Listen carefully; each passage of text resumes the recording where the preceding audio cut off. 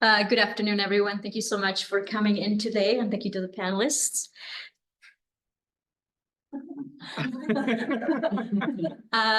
So today is our last day for Leading a Sustainable Future here, the countdown to Green Day. And today's event is the transition to a sustainable energy future.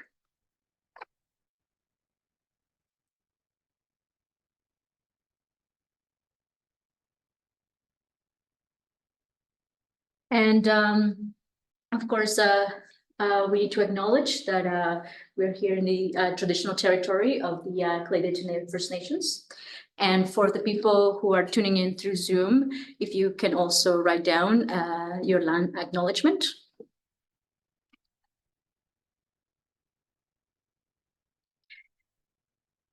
Just a few things to remind the people who are tuning in for Zoom. Just housekeeping, some rules. Please keep yourself muted when not speaking to limit background noise. Please rename yourself with your name, pronouns, and the community that you're in. If you have any questions throughout, please let us know in the chat or raise your hand. Videos are always optional but highly recommended. Please turn on your video when you're speaking if possible, as it will help others understand your speech. And there's a community agreement for everyone involved. Just be respectful. You're encouraged to express your honest opinion, but no personal attacks. Debate is encouraged, but keep content and questions focused on the subject matter. Don't interrupt someone when they're speaking, and just for everyone to know, the presentation will be recorded. For the agenda for tonight, it would be us introducing and saying welcome to everyone. We'll have a presentation, and then later on we'll have some Q&A and pizza and discussions.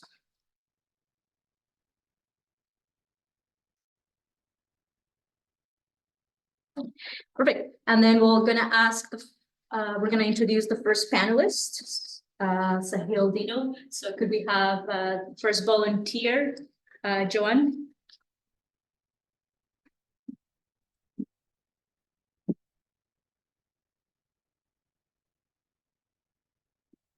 Can everyone on Zoom see the screen? Okay, perfect. Hello. Okay. Sorry. Sahil Dino, and the energy manager at the UNBC, holds a BEng in mechanical engineering from the University of Victoria, graduated with distinction with an honors thesis and specialization in energy systems. And he has expertise in renewable energy projects and develops reports on UNBC's institutional emissions. He oversees energy management initiatives, including lighting, upgrades, and infrastructure enhancements aimed at improving UNBC's carbon neutrality. During his presentation, Sahil will discuss UNBC's efforts towards achieving carbon neutrality. Okay,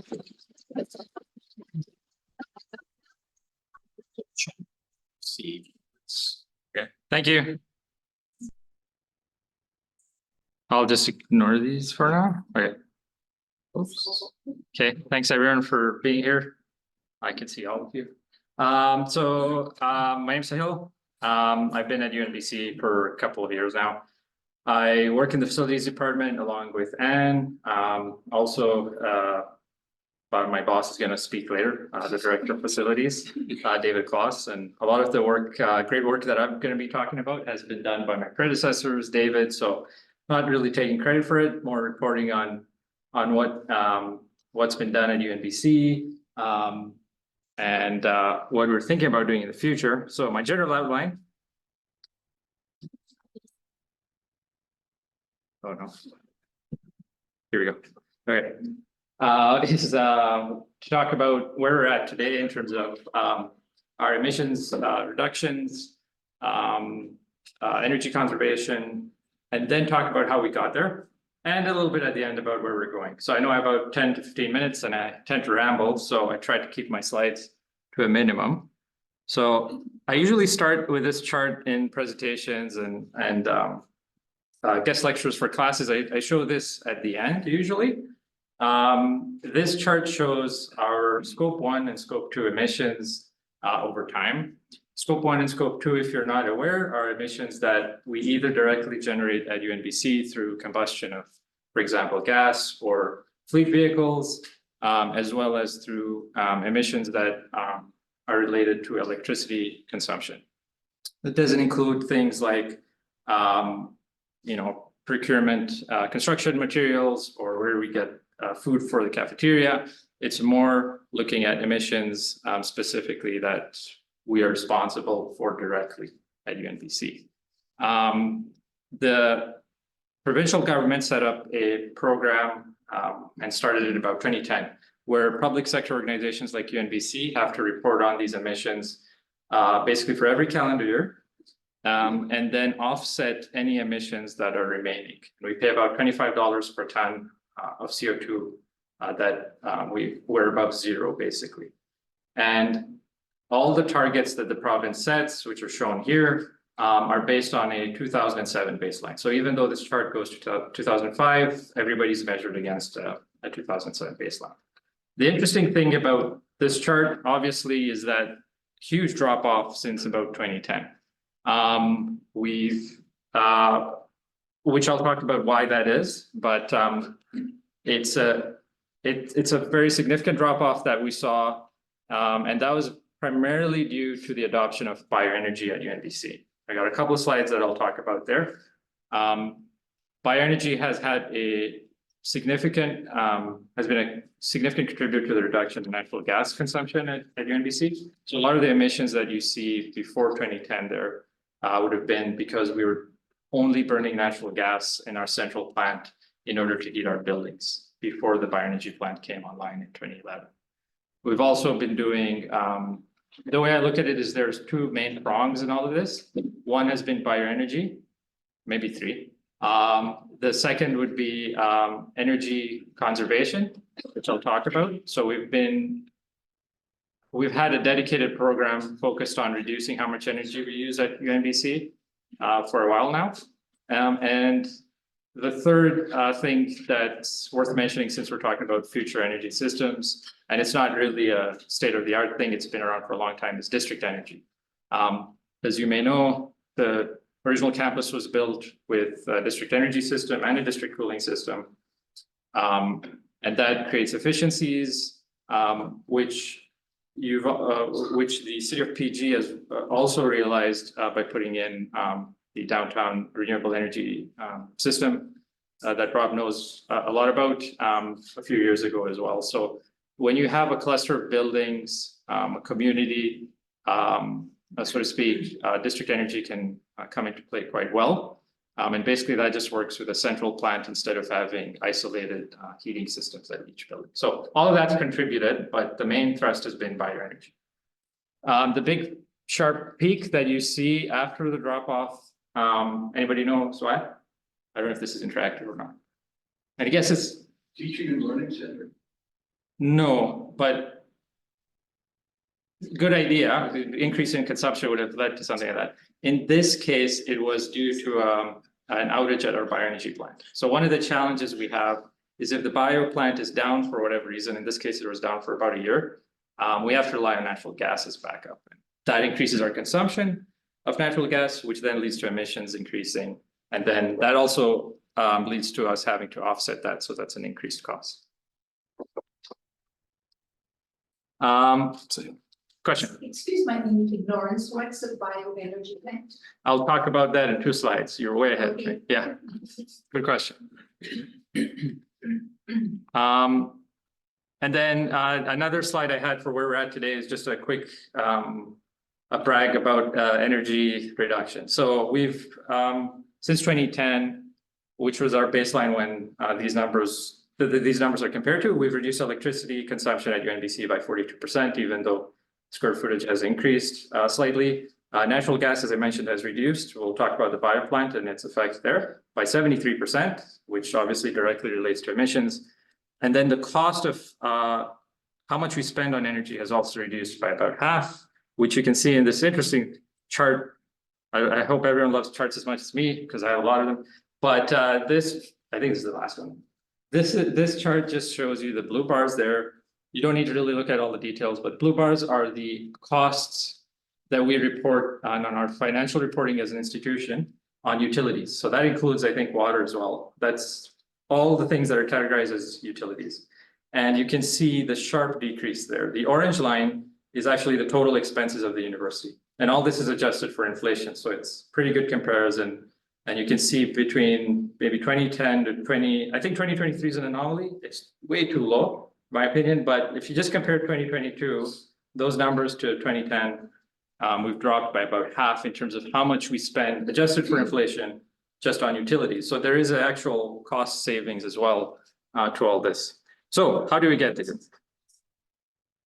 Bioenergy is a big piece of all this. So UNBC has a pretty strong history in bioenergy, and I tip my hat off to people who were here, 15 years ago or so, who are talking about this and actually implemented it. It all started in about 2009 when we piloted this pellet heating system. This was only used for heating the greenhouse that we have on campus, the EFL, the forestry lab.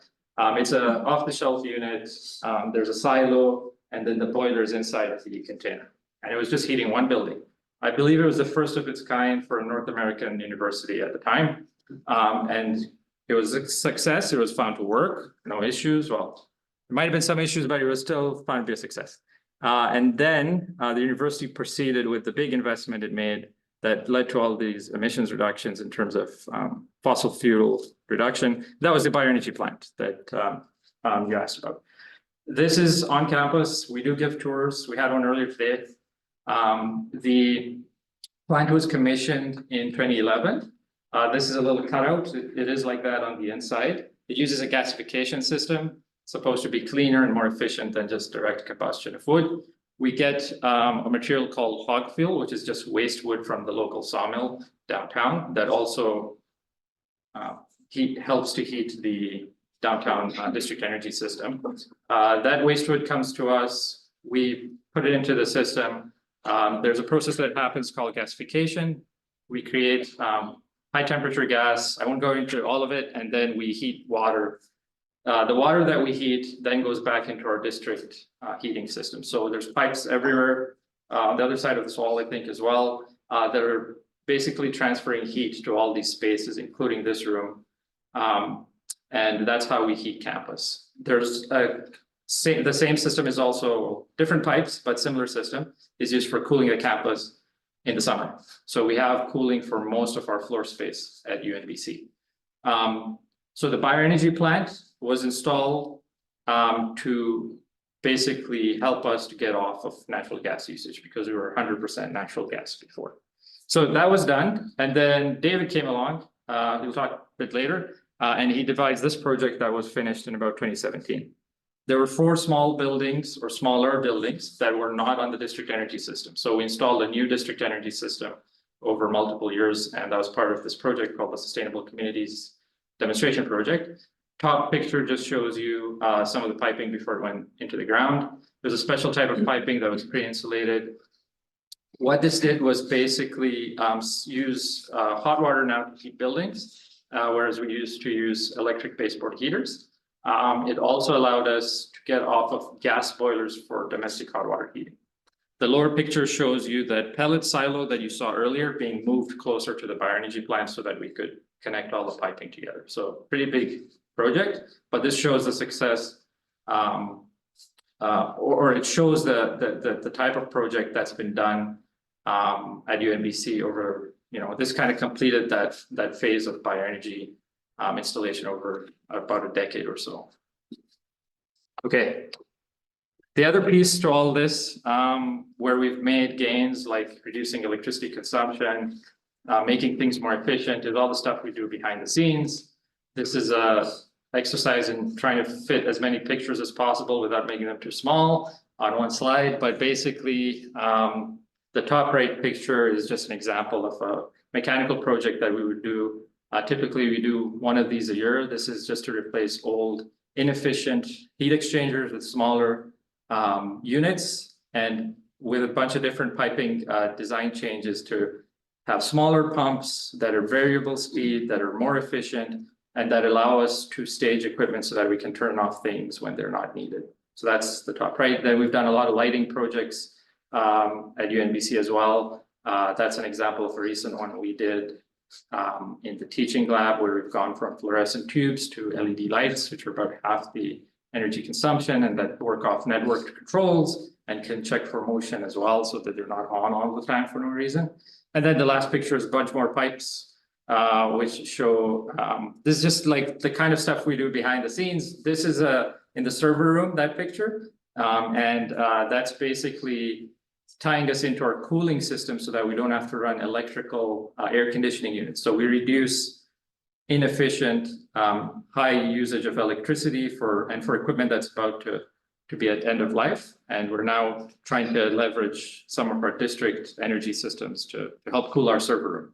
That's also an interesting one, because we're using free cooling when the temperature is low enough, which means we're just pushing air from the outside straight into the room when the temperature is low enough that we don't need to rely on any mechanical input energy. So a lot of these things have been done over years, supported by Hydro, who support the BC, the energy management program that's across multiple organizations in BC.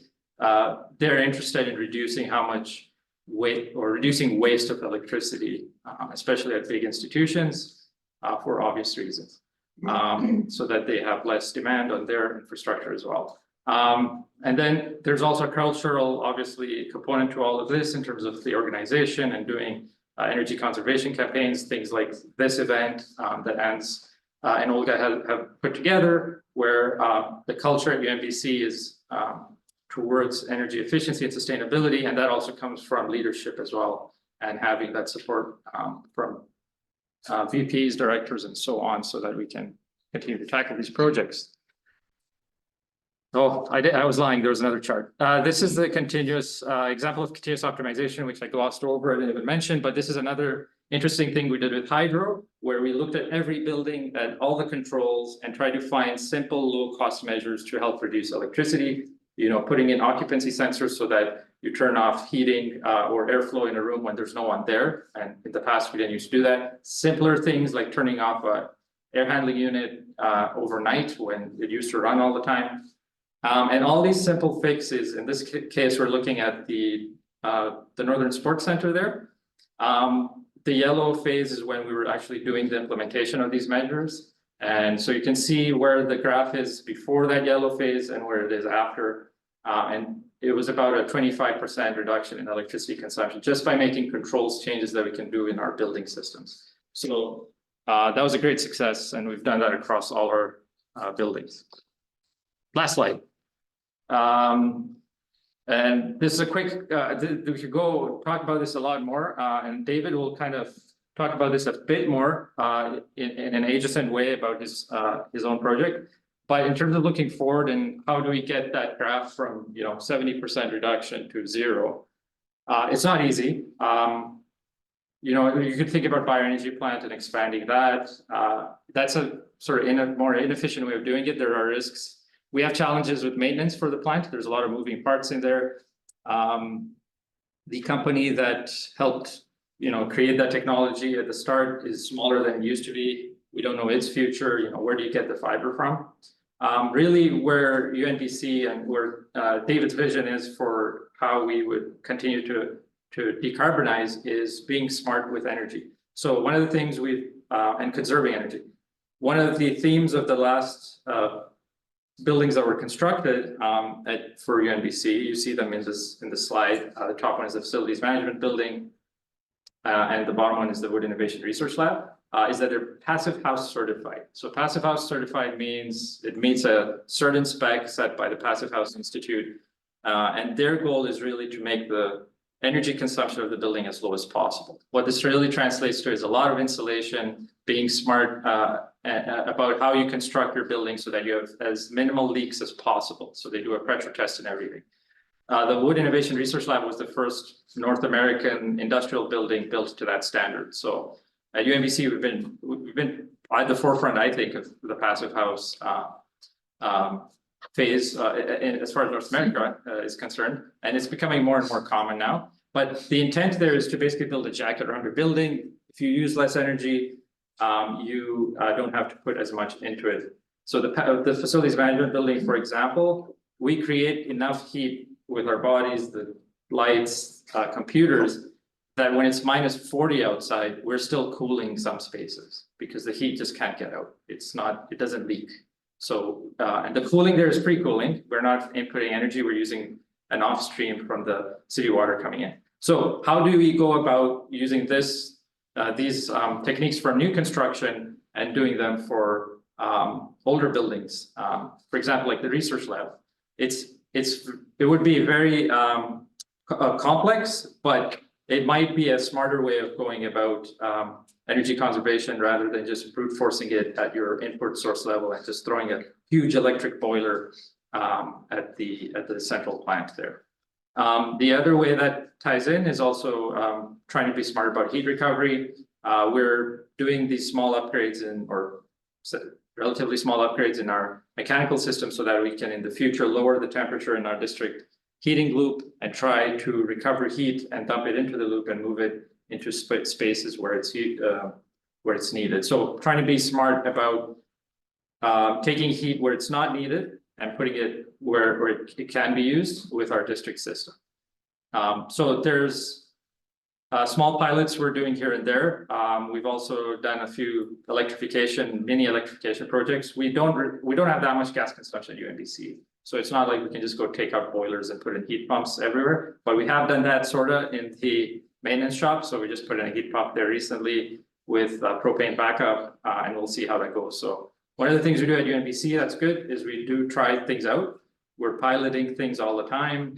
We just received a delivery of a fluid cooler, which will allow us to offset our power energy intensive chillers in the shoulder seasons and just use free cooling with fans for when we need it earlier in the summer. Things like that we are doing when we have the opportunity to try and make things more efficient.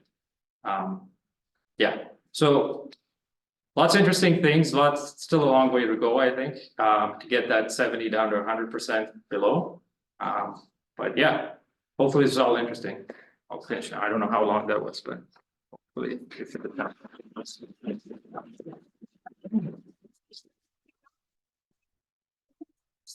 Thanks, everyone. Okay, sure. You weren't here when that at the time, but I'm wondering why bioenergy system rather than geothermal? Was that studied and compared and?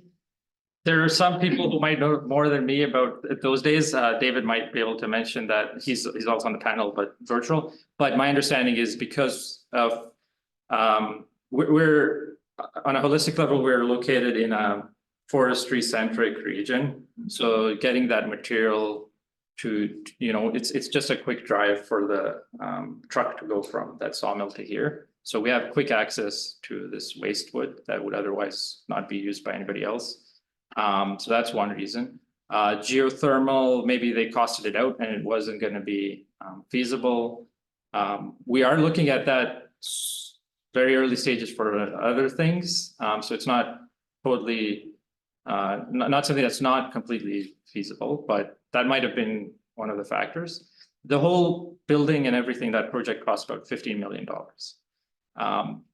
Which when you come, like if they were to do it today, I don't think it would cost anywhere near as low as 15, it would have cost a lot more.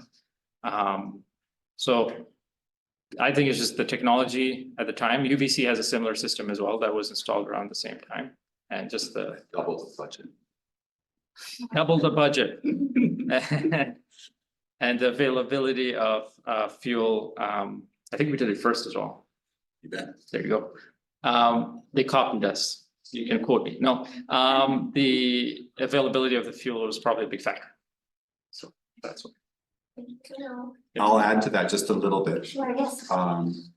Most of the funding for that was not from UNBC. So most of the funding came from outside sources. Mostly the provincial government had a program at the time called the Innovation Clean Energy Fund.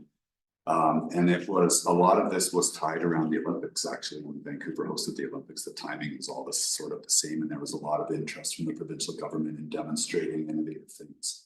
And so I think the only reason I'm bringing that up is this was part of a number of investments around the province. And so there were different things, I think, that the government was trying to demonstrate. And for this region, like Sahil mentioned, it also aligned with the phase out of beehive burners. That also involved a ramp up of the pellet industry. This was all sort of still kind of fresh back then. So there was a lot of interest in demonstrating use of innovative bioenergy technologies. And at the time, this gasification system that Sahil had mentioned was quite innovative. And so there was real interest in demonstrating that here. So a bit of a pilot, trying the technology. Yeah, and I think too, I don't think you can underestimate what Sahil mentioned. Like, this is the place that needs to demonstrate things that then get deployed in communities and by industry. They have a license to try stuff that other organizations don't. And so that absolutely was part of it. And it was really about being responsive to the regions.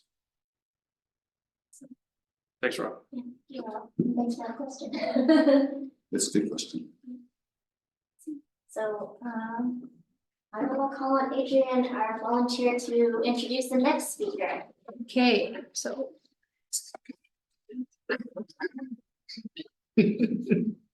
I'll stop sharing and you can share your screen now, David. Okay, so up next we have David.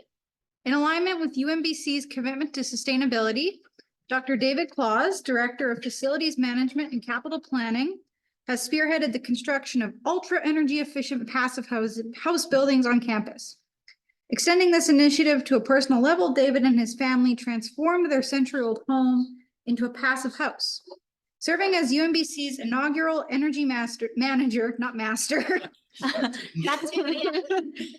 he implemented initiatives resulting in over $5 million in energy savings.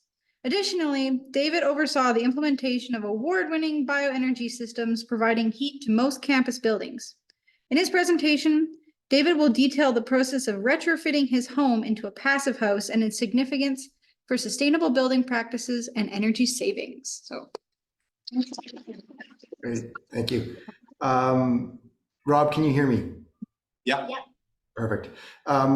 Couple of things. One, I'm coming to you from SFU. I'm squatting in their library. So if whoever booked this room shows up, there's going to be a bit of a disruption while I go find somewhere else to hang out. That also means I'm coming to you from the traditional territory of the Coast Salish people. And then one other thing, don't let Sahil sell you short. He's done a lot of work to actually make all this happen. I just stand around and watch and come up with crazy ideas these days. And I think we really should start calling him the energy master. That'll be a lot of fun. So yeah, this is about a little home reno that me and my family undertook. Before I get into that, passive house, there's a video out there, passive house in 90 seconds. I can't do it that much justice. But, and sorry, I'm going to start my timer so that I can keep track of how long I've gone. Passive house, what happened in the 70s was an oil embargo, right? And people got really excited about using less energy. And people with houses started adding a whole bunch of insulation to the walls. And when they did that, yes, they used less energy in their houses, but then they started finding they were getting rot because they were getting moisture building up inside those walls in bad places. So then they were like, oh, well, it's not enough just to add a lot of insulation. We need to add a good air barrier to keep that warm, moist air inside and keep that moisture out of our walls. So they did that.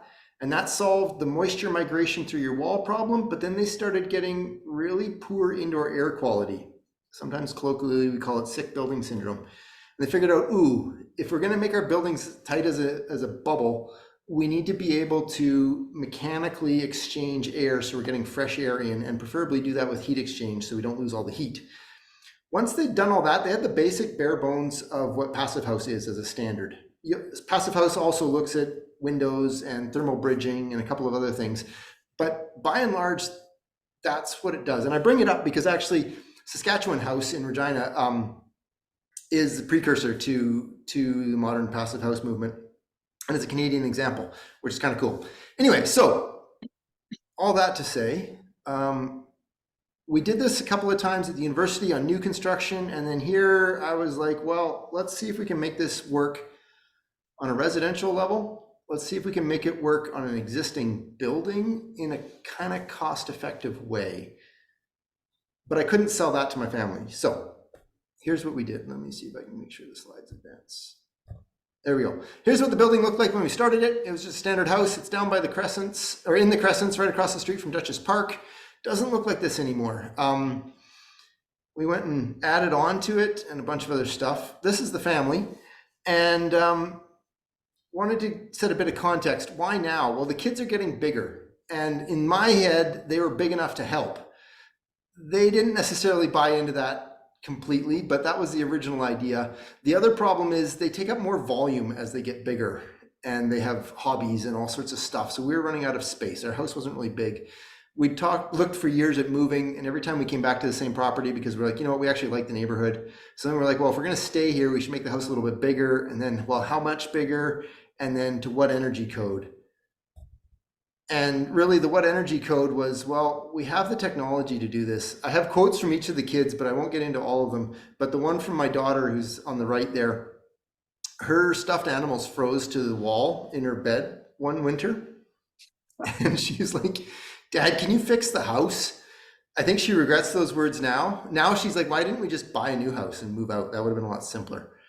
But anyway, goals, we wanted a bigger kitchen. That's really what started the whole thing. And as an energy manager or former energy manager, I tried for years to convince, oh, and sorry, let me back up. My wife is in the middle there. I often in presentations refer to her as my wife. She doesn't like that. Her name is Krista. She's like, I have a name, please use it. So I'm going to try to refer to her as Krista throughout. So if you're wondering who that is, Krista's my wife.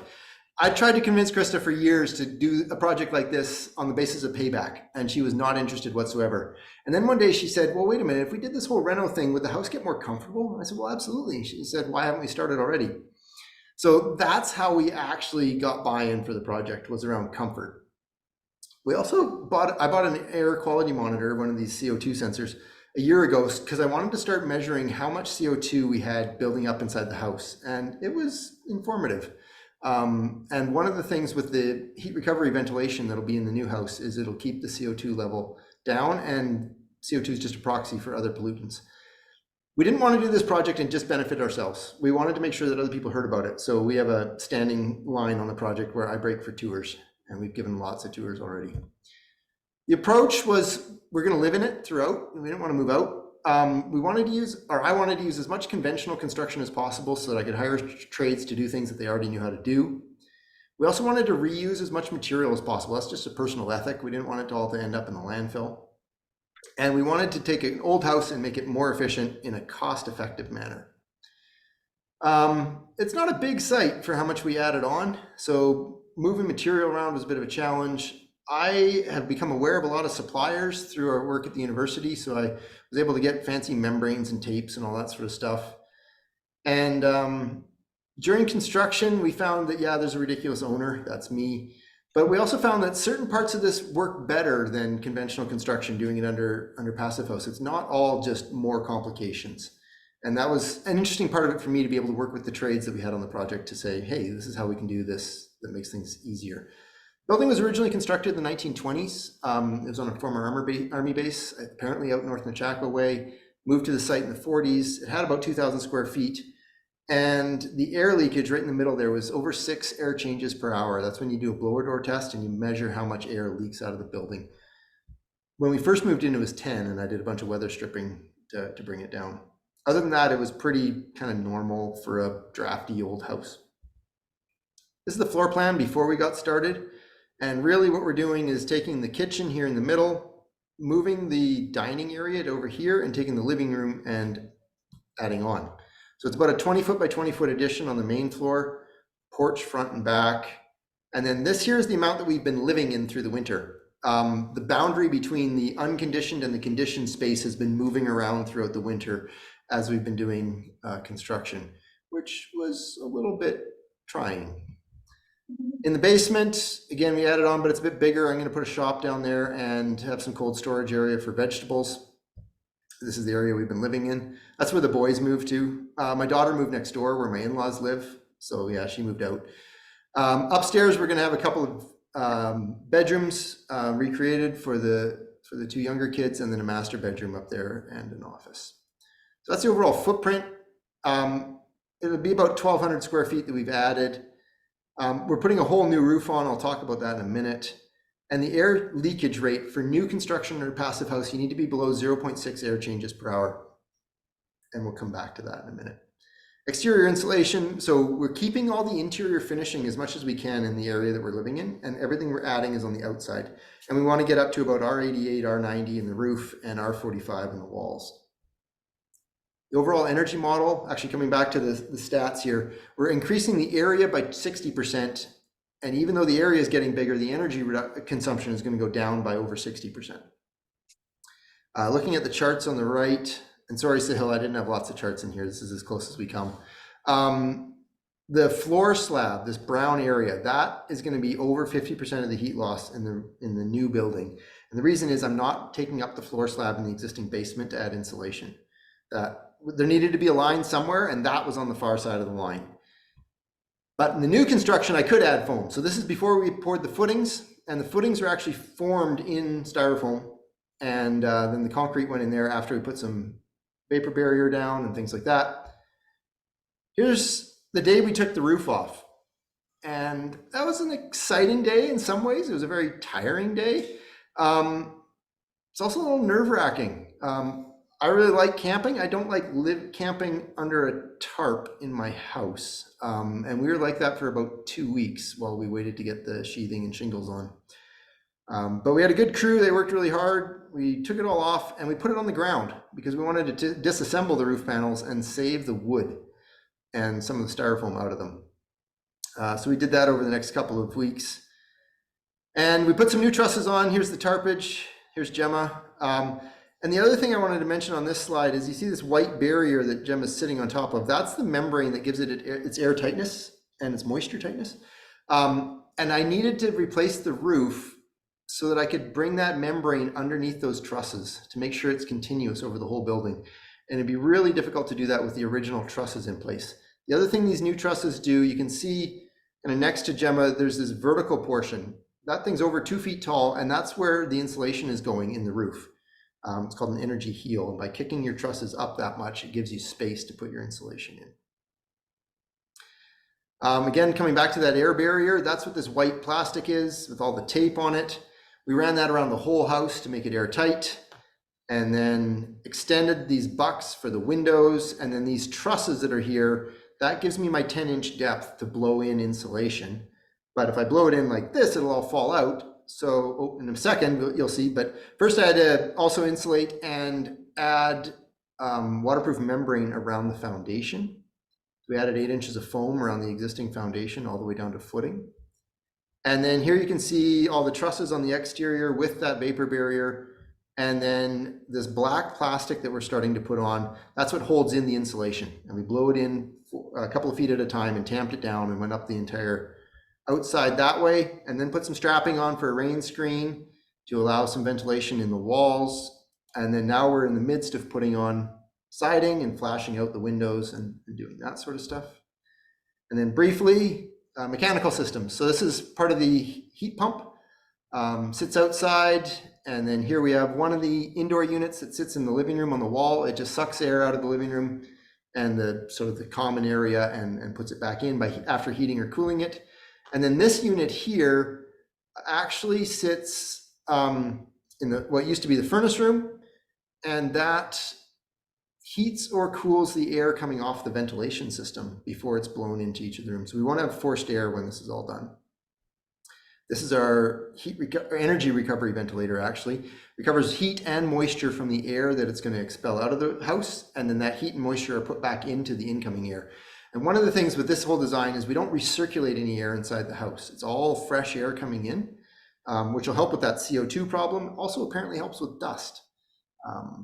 And then here's the tubing that carries that air to all the bedrooms and extracts it out of the kitchen and the bathrooms. Looking to get some grants, we'll see how that goes. The federal and provincial programs are kind of challenging to navigate. And if you're paying attention to Sahil's presentation, as an energy manager, I did this professionally for a couple of years. And it's still a challenge. Here's our blower door test. This was last week. So after you get it all air sealed, you put this fan in the doorway and you try to measure, well, you do measure how much air leaks out of the building under either pressurization or depressurization. And as I mentioned at the beginning, 0.6 air changes per hour is the target for Passive House. We tested at 0.67, which is the initial reading anyway. And unfortunately, it's not 0.6, and I was all glum. But then Darcy here, who's doing the test, he's like, but Dave, you're doing a retrofit. Passive House standard for retrofits is 1.0.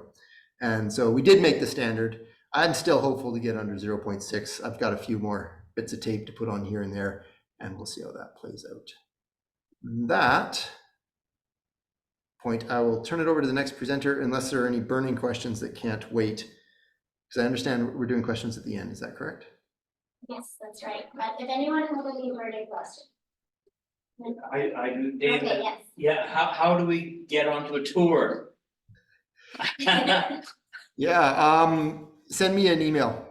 Will do, thank you. We can go from there. The Sahil or Anne both have my email, but it's claus@unbc.ca, and I'd be more than happy to provide tours. Thank you, David. Thank you so much, David.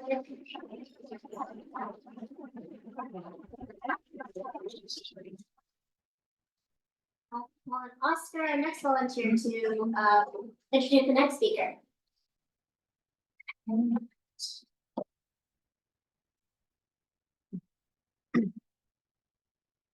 Right.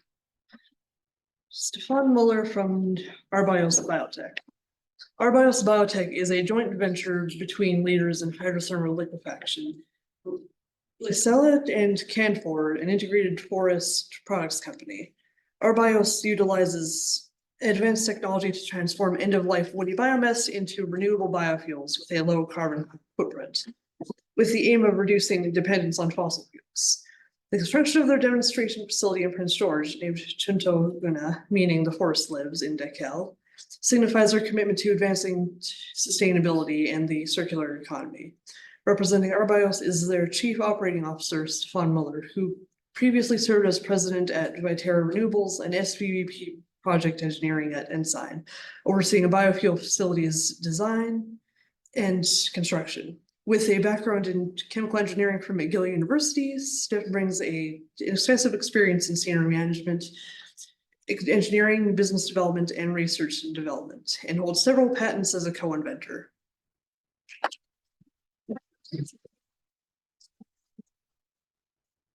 Thanks for that introduction. That covered all my presentation, actually. I think I can sit down again. That's awesome. Thanks for the invitation. I'm glad I can present. And I will talk a little bit about Arbios, and hopefully I can, for those who haven't heard of us, I can shed a little bit of light, and we can have a good discussion afterwards as well. So before I get going, I do have to show our little disclaimer sheet. The small font is not completely accidental. So you don't have to read it. There's not going to be a quiz on this at the end of it. All it really says is don't make any life-changing decisions based on anything that I say here. And that's true with anything that I ever say in life, so that it works here as well. So I would like to acknowledge that the Arbios facility in Prince George is on the unceded territory of the Lheidli T'enneh. And this is something that's important to us. And because partnerships are very important to Arbios, and they have been to me throughout my entire career. I've done everything through partnerships, and Arbios is the same thing in how we operate. And so we've actually been working with the Lheidli T'enneh since the very beginning of the project, when it was just an idea. And it also means that we've been meeting with the Lheidli T'enneh, and we got the consent and support from the Lheidli T'enneh for the project at the appropriate time, which is when it was still just an idea, not when it was an actual project. And so we have worked very closely with the nation over the years, and we meet regularly. We give them regular updates. And we hope that eventually the nation will actually become equity investors in the project as well. So I think this slide was covered off really well, actually. But just to say it again, Arbios Biotech is a joint venture between two companies. One is Canfor, which probably doesn't need an introduction here in Prince George. They're a global leader in sustainable low carbon forest products.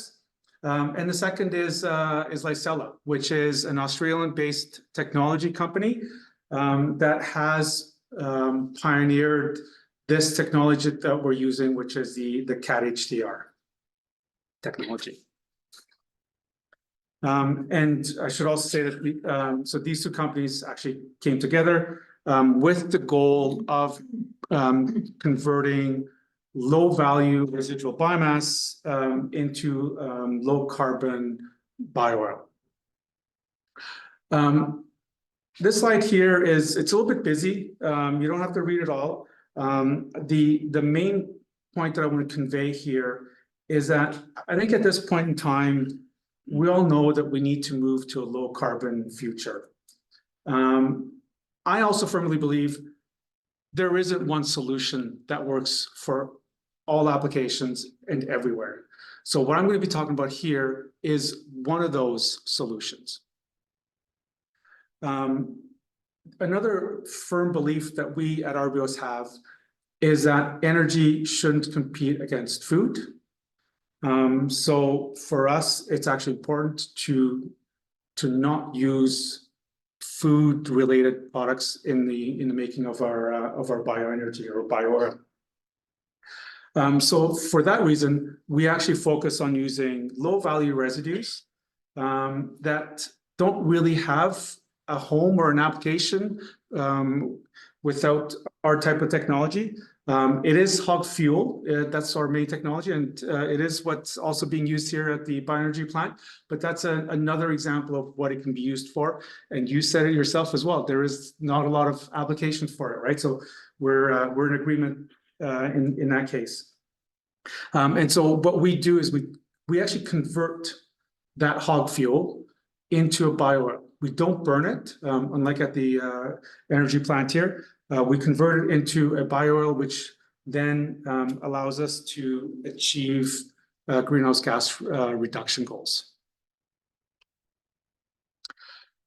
On this slide here, again, let's see if I can get rid of this top. Nope, something I want to do. Try to. Thank you.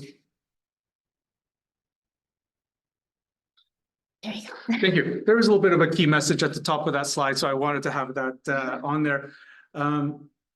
So there's, I mentioned there's a lot of different technologies out there that can reduce the carbon footprint or carbon intensity of our energy systems. And one of those could be electrification, hydrogen, wind, solar. Again, there's a lot of different technologies that exist. What we're focusing in on is the hard-to-abate sectors. So these are sectors that still have strong goals for GHG reductions, but hydrogen or electrification isn't a feasible alternative for them. And some of those are long-haul transportation, aviation, marine fuels, or marine applications. So what we do is we provide a solution for those industries, and it also allows them to continue utilizing their existing infrastructures, as opposed to just replacing all of their existing infrastructure, which has a environmental costs associated to it as well, in addition to monetary costs. And so if we look at air transportation, again, we're not going to start flying with hydrogen fuel or batteries. That's just not feasible. So that's where being able to produce a biofuel that is low carbon intensity, produced from residues, is a really good alternative. Just some of the numbers on here. I'm not going to go through those details either. And I think that is also my only chart.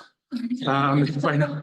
But the point is that the market's big and it's growing. And again, we need all these different technologies in order to achieve these goals.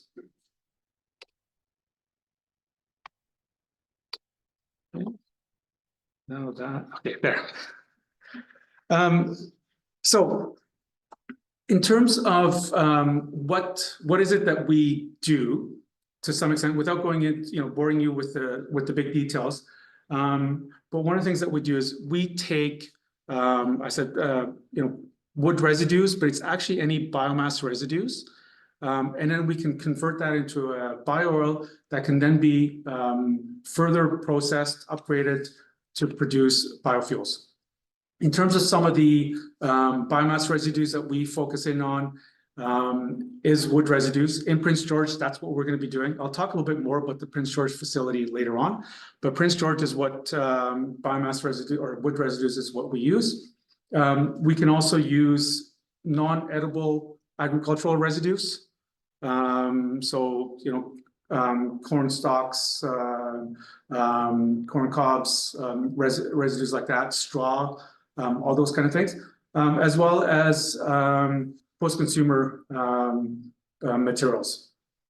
Then we convert that through our process into that bio-oil, and then we can send that to either refinery, who then further refines it into traditional diesel, gasoline, and aviation fuel. But I say traditional, but it's actually from a bio source. So now it's bio-based diesel, bio-based gasoline, and bio-based aviation fuel, or also known as sustainable aviation fuel. So what is the purpose of our facility here in Prince George? And it's really to demonstrate this technology at this scale. So I mentioned Lysella, who's one of our parents. They have actually been developing this technology for 16 years. So this is not something that's just invented last week. And at Lysella, we've actually built some smaller scale plants. There's one plant that this facility is based off of, which is a smaller scale commercial plant. Prince George, the Chuntahana facility, is just a large scale up of that facility. So here what we're doing is we're going to be taking all of those key components and demonstrating how they can work sustainably at a large scale. Just a couple of nomenclature as well. You see the CAD-HDR terminology on here. So CAD-HDR is a name that Lysella gave to the technology, which really stands for catalytic hydrothermal reaction, which is a form of hydrothermal liquefaction. So there's a few different biomass to bioenergy conversion technologies. Pyrolysis is one, gasification is another. Hydrothermal liquefaction, or HTL, is definitely one of those three main technologies that's out there. And so what do we do in that technology? We take the catalyst, which really is just water at high temperatures and pressures. It's not an external catalyst, it's just water. There's no other chemicals that go into it. And by taking that high temperature water and high pressure water, we're doing in about 20 minutes what nature would do in millions of years by converting biomass into crude oil. So essentially by the way that we've set up this equipment, we can make things faster, which is where the term catalytic comes from. And again, I'll point out that we're not burning the feedstock, we're really converting the feedstock. And so when we take that small scale plant from Australia and then scale it up, this is part of what the plant looks like, or it's what the plant looks like today. It's part of what it will look like once it's all done. So you can see that the plant right now is under construction. We intend to be operational later in 2024. There's a fair amount of equipment that we see on this slide here, but the actual equipment itself, that's the CAD HDR component, is actually contained within the top right-hand corner of the slide. And so you can see it's actually fairly small. It's modular. These are all modules that can be fabricated somewhere, brought onto site and installed. And the reason that we do this is that we want to be able to locate close to where the feedstock is. So one of our goals, that I've already indicated, is to lower the carbon intensity. And by being able to locate close to where the feedstock is, we're reducing shipping of biomass, and therefore the carbon that could be attributed to the shipping of that biomass. So speaking of carbon intensity, what are we intending on doing as a longer term? Well, so clearly the first thing is we want to finish construction of the facility. We want to demonstrate that it works at this scale, but then also we want to get to net zero. And when we talk about net zero, there's a few things to consider. So our bio oil is going to be about 80% lower carbon intensity than a fossil fuel. And I say, 80%, that's not where we're going to be at the start. It's where we believe we can easily get to with a facility that we have in Prince George. We really are focusing on demonstrating that facility. So there's a few bells and whistles that we haven't put on yet in terms of carbon intensity reduction that we will plan on putting in later once we're operating, but that'll allow us to get to 80%. Then we want to get better than that. We actually want to get to net zero. And the way that we can do that is we can look at the type of biomass that we're using. We actually have a project that's funded by CICE that we're doing in partnership with Clay Tenay, Canfor, and LTN Contracting, which utilizes slash to produce sustainable aviation fuel. So we call it slash to SAF to make it really sound interesting and fun. Plus, we're maybe too many engineers and didn't come up with anything creative, but that's okay. But so by using that slash, that's one of the ways that we can reduce the carbon intensity, because again, that material would just be left in the forest and either burnt in the forest, emitting carbon, or it's left to rot in the forest, also emitting carbon. So that's one of the ways. We're also looking at ways of either capturing carbon at the facility. And there's other ways that one can reduce carbon when we're looking at our type of a process. But a lot of those already exist, those technologies exist. So again, we didn't put them in our first phase of the project because that's not what we're trying to demonstrate. We're trying to demonstrate the main part of the technology. So this slide here, I wanted to show this because I joined Arbios just over a year ago. As I'm going to do my little sales pitch here. I really love the company. I think I've worked in a few different other areas. The people that are there, the goals of the company, I think are really one of the things that sets us apart. And when we look at the UN Sustainable Development Goals, these are the ones that we think we are that are aligned with us. And some of these are obvious, affordable and clean energy. Yeah, that makes sense. Climate action, yeah, makes sense. But these are even some of these that may not be as obvious to some when you're looking at a bioenergy company. Reduced inequalities, responsible consumption and production. There's some of these on here that, again, maybe at first are not quite as obvious, but they are critical to us. And we really value these. And this, I think, is a great thing to say about the company. Which then leads me into my second to last slide. And I put this here again because I think it's important, is that we have strong cultural intentions, and we believe that working with the community, working with the Clay is something that's very important to us.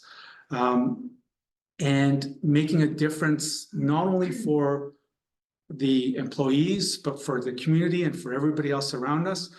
These are some very important things for us. Collaboration with humility. I think that's something that maybe not every company has. And again, I think that's something that sets us apart. This is something that I think, if anybody is looking for, career with Arbios or future career or something, something to keep in mind. And with that nice little message, I will go to my last slide, which is just thank you very much for your attention. Really appreciate it. And then also, if anybody wants to reach out to me, my contact information as well as the general information is here. So thank you.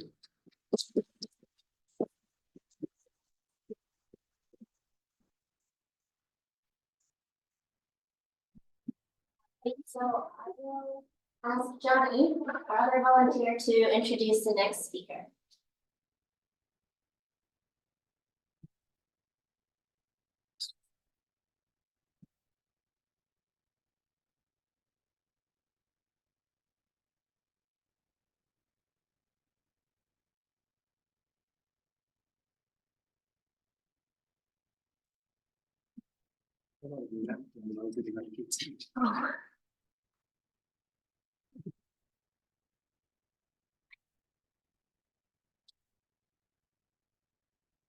Is your last name Adricam? Van Adricam. Van Adricam. Okay. Rob Van Adricam is the Director of External Relations at the Community Energy Association, CEA, a BC-based nonprofit that was established more than 20 years ago and now works to accelerate action by local governments and Indigenous communities related to climate and energy. Rob is a lifelong resident of Prince George and has a long history at UNBC. He is a founding employee and a proud UNBC graduate. In fact, it is his work and studies at UNBC and his travels throughout the region and other northern countries that shaped his passion for northern communities and their potential for leadership. 2 years ago, Rob helped to initiate the Northern BC Climate Action Network. NorthCan exists in and for the North and serves as a hub for sharing information about local initiatives and projects, all to support the implementation of climate solutions in communities across northern BC. Thank you.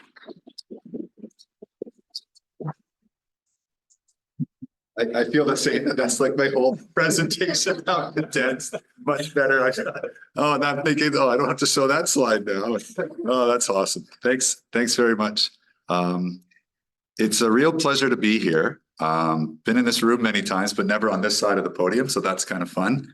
And before I start, I just want to mention a couple other things about Stefan and Sahil's presentations that they didn't cover that I think is also something to really be mindful of. That the creation of the bioenergy plant, or the construction, I should say, of the bioenergy plant, the construction of UNBC's passive house buildings downtown, the construction of the new facility for Arbios is largely being done by local contractors.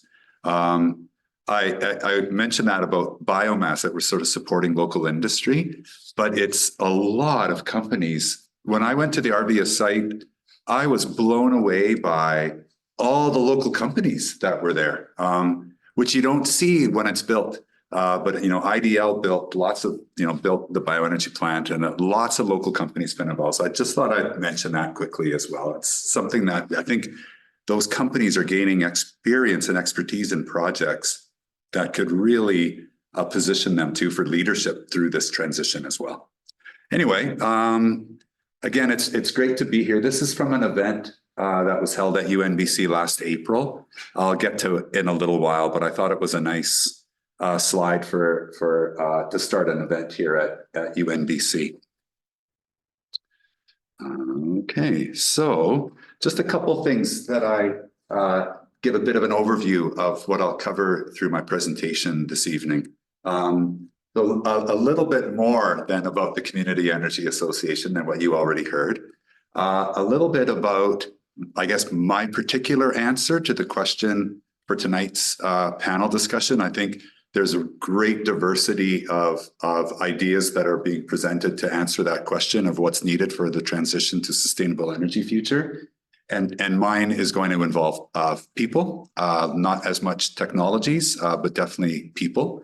And I think we have some great experience with this in Northern BC and this place in particular that I'll draw on a little bit for, I think maybe hopefully painting a bit of a picture of where I think we could go in Northern BC as a result of our experience with creating places like this. So, when I worked at UNBC, I would often start a slide with, what is UNBC, with a picture of the campus or something. At the Community Energy Association, we have no physical place. So I have no picture to start with other than the group of us who work there, which I kind of like having this as a slide to describe what CEA is. So we were established as a nonprofit in 2003, so just over 20 years ago. And for about 10 years before that, it operated kind of as a committee that was created by the government of BC and an organization called the Union of BC Municipalities, which is basically the organization of local governments in British Columbia. And they created this organization because they were starting to deal with energy issues at the local level and had very little capacity. And so those governments kind of responded to create this committee that then ended up becoming incorporated as a nonprofit called the Community Energy Association. I haven't found one older in Canada with this kind of mission. There are a few now across Canada that we work with, but we're really, it's been really exciting actually to be part of an organization that's really at the forefront of thinking around how local governments can participate in this transition. Participate and lead, I'll say. So, oops, man, this is going really fast. So this is the mission of the organization. So through a variety of different ways that I'll get to in a second, this is what we do. We work to accelerate action by local governments and Indigenous communities related to climate and energy.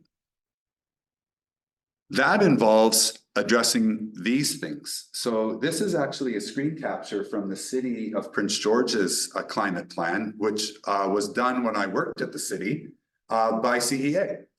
So this shows you actually quite clearly where community emissions come from, largely from transportation, also from buildings, and then the remainder is really organics that are in the garbage that we bring to the curb.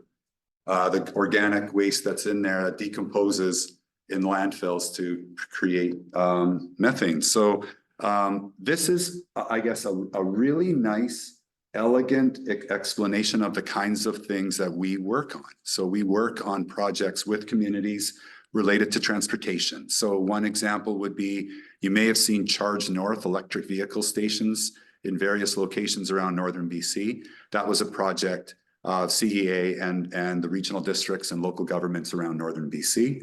On the building side, we help increasingly with things like the energy step code and the education around those things and how to build buildings that are, like what David was describing, how to build buildings that are more energy efficient, more airtight. What are the techniques builders can use? So we work in collaboration with building officials and other people in local governments about that. And then a lot of what we do sort of takes a step back from all of that to look at the context within a particular community, because every community is similar in lots of ways, but different, sometimes little idiosyncrasies or little differences between them as well. And so we'll work at the local level to create energy and emission plans so that communities can start to address some of these issues in a sort of a methodical, systematic way, but also through the sharing of information. So the other thing that we have found is that individual communities sometimes have very little capacity. That is especially true in Northern BC, I would say. I I was struck when I left UNBC to go work at the city. It's like, oh man, like seeing, like, we didn't have people like Sahil at UNBC, let alone a department. And then seeing at CEA the difference between southern and northern communities, not just urban rural, I wouldn't say. There is a real difference in capacity in the north compared to the south. And so we really work to build networks between people, to share information, share what's going on with electric vehicles, what's going on with new buildings, what's going on with retrofits, what's Langley doing maybe that Mackenzie could steal an idea or borrow an idea. That we really work to facilitate that because they wouldn't happen really otherwise. So those networks are around by topic. So electric vehicles, new buildings, retrofits, embodied emissions, some but for elected officials in particular. So there's a BC and an Alberta network specifically that brings elected officials together. And then we also have now regional networks, which approach these things from a geographic basis more than from a topical basis. And among those, Northern BC was the first. It's maybe a bit of a theme tonight, hearing lots of firsts going on in Prince George and Northern BC, which I'd love to hear. So from that, I want to pivot a little bit. So that's kind of a bit of background on CEA and kind of how I think I get to this conversation. I want to move now to this notion that, and I hear this all the time. I literally just heard this 3 or 4 days ago when I was listening to a podcast, but I hear this social movement language all the time around this topic. And I think there's something in this that feels very overwhelming, but also kind of inspiring. And I would say talking about this in this place is highly appropriate because I think we have experience with doing this.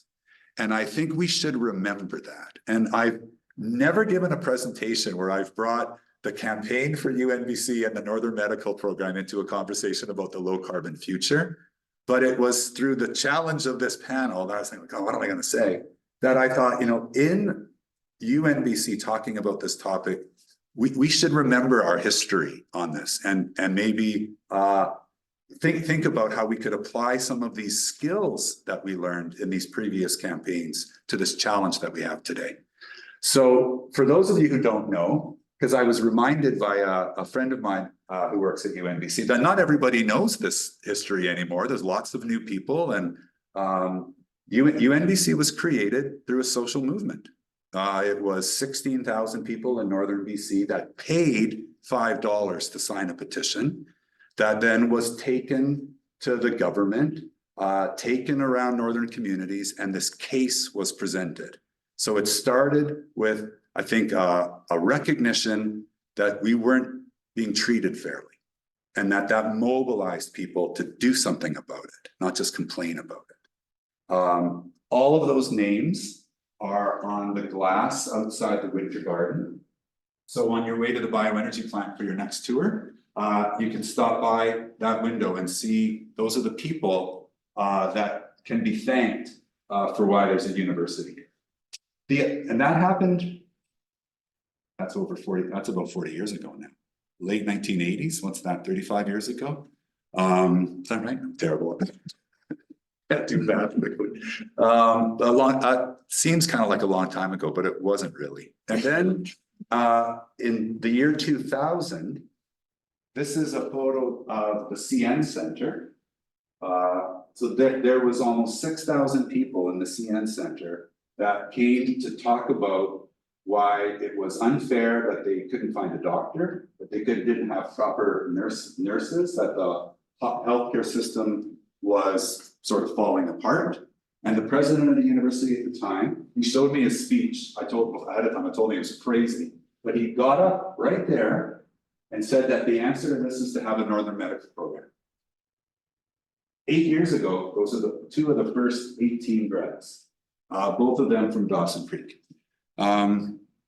So this shows you what we're capable of doing around when we are challenged with social movements. So this northern network, I'm not going to suggest that this is quite on the scale of those efforts, but I think it's a start, and I want to put it out there to get some feedback from you. So this was created almost exactly 2 years ago. The very first meeting was on Zoom. We had about 80 people participate on a call about getting northern practitioners together to talk about what they were doing in their communities. So there were people from, well, this is a map, actually, I don't have to say, from Fort Nelson. She's from Fort Nelson. The Haida Gwaii down to the Caribou, and multiple points in between. James from Smithers, lots of UNBC grads in this photo here, here, here. Here, I can't resist.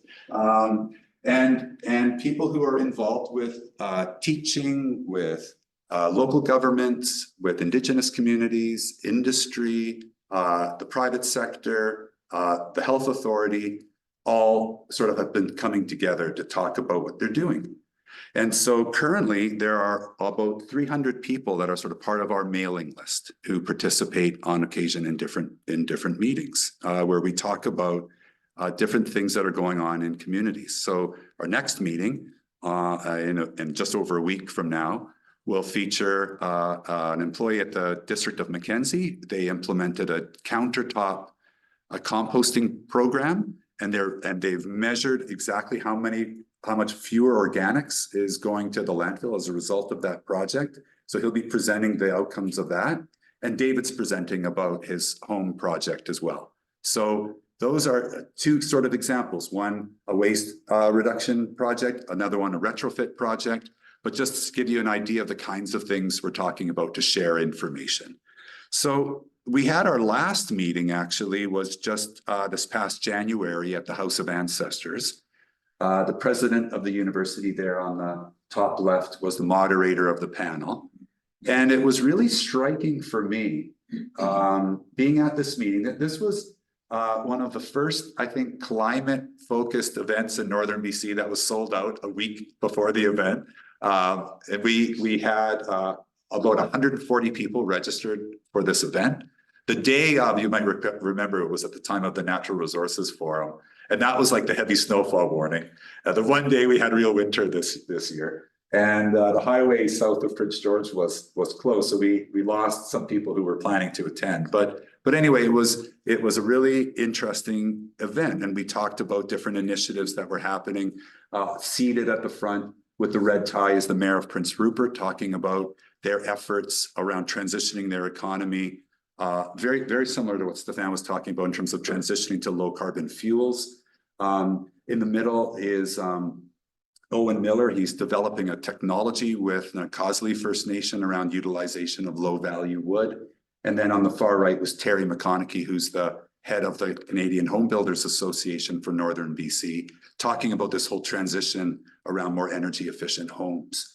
And it was great because actually Jeff's story of how he came to UNBC is actually a really interesting connection to the last big social movement that we had in Northern BC around the creation of the Northern Medical Program. So Jeff came to UNBC as one of the first faculty in the Northern Medical Program. So he came here as a result of a previous social movement that we had undertaken in the region. And he referred to that in his opening remarks for the panel. And I sort of had wished, Sahil was there. It's one of those times that you wish sort of everybody could hear what he was saying. Really equating that little event, like that is not 6,000 people in the CN Center, but really equated that event to the start of the movement that led to the Northern Medical Program, and sort of thought of the movement that was underway around the low carbon transition in Northern BC to be similar. And he sort of said this, that 20 years from now, we'll remember being in this room. The same way that 20 years ago, those people in the CN Center, I think, remember that day as being transformative for the future of our community. So it's something I wanted to just bring up because I don't think we celebrate enough the things that we do that are really great, that are firsts or biggest or best in Canada. And this is something that's not happening anywhere else in Northern Canada.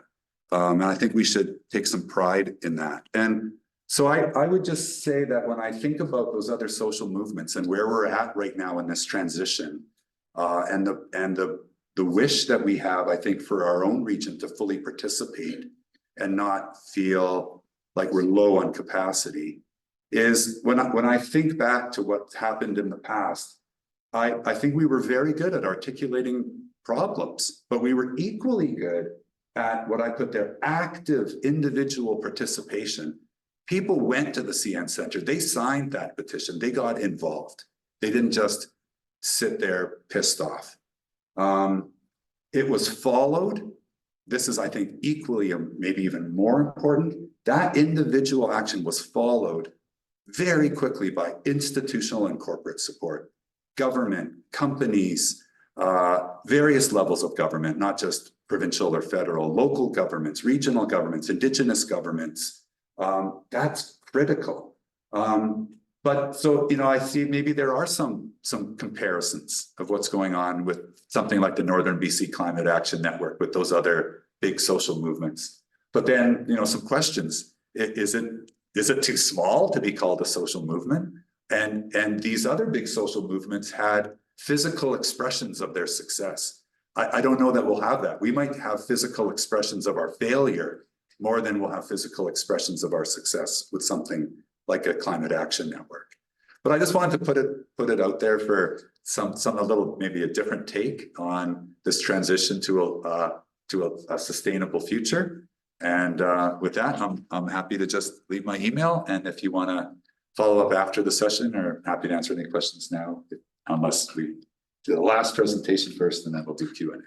But thanks very much.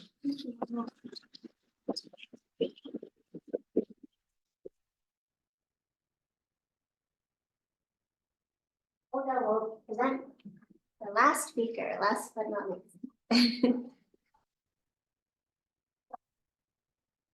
Thought you were getting a piece of pizza there. Wedding and whistle. Yeah. So today we'll be presenting Doug Beckett. He's the Doug Beckett is the organizer of the Prince George Electric Vehicle Association. Commutes daily from Beverly to downtown Prince George in his 2016 Nissan Leaf electric car, and is very passionate about electric vehicles. Doug established the Prince George Electric Vehicle Association, hosting monthly meetups for electric vehicle and plug-in hybrid owners, as well as those curious about electric vehicles. Additionally, he collaborated with Dr. Stephen Rather to organize the Energy Transition Group at UNBC, inviting speakers to discuss renewable energy projects such as a solar power. Please welcome.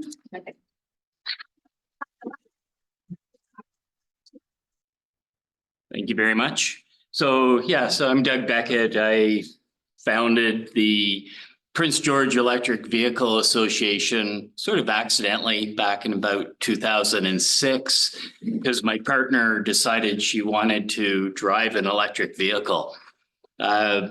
Electric vehicles have been around since longer than gas vehicles. It's old technology. It's just been refreshed a little bit. So I'm going to quickly go over a little bit about my experience with electric vehicles, personal experience, touch on the electric vehicle sales that are happening, some trends that are happening, which introduces you to the Prince George Electric Vehicle Association, and explain why we've just recently started the Energy Transition Group, and some contact information if you're interested in getting involved with either of our groups, or get on my email list for either or both groups. So we started with a Sonoma pickup truck, which the high school converted to electric for us. And it got on the road in 2009. We sold it to somebody who's a little more technically, mechanically inclined than us. Old vehicles tend to take a little more work, plus conversions take a little more work. to keep on the road. So in 2017, we bought a 2013 Nissan Leaf for a little over $13,000. Drove it till 2019, day before Christmas, when somebody rear-ended us and it got written off. So we replaced it early 2020 with again, a used, about a 4-year-old Leaf, 2016 Leaf, and it cost us about $18,000. So I'm a bit of a data geek, so that's the fuel efficiency recordings of the 2013 Leaf that we had. So you can see in the summertime, we're getting 7 kilometers or more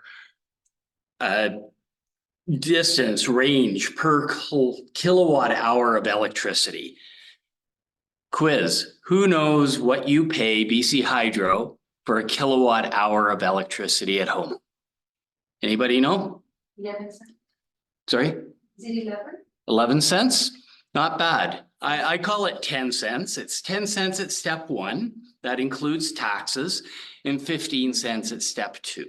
So you can do the math and figure out it's pretty inexpensive to fuel your vehicle. In the wintertime, I was getting a little less than 5 kilometers per kilowatt hour. Your battery is a fixed amount of fuel.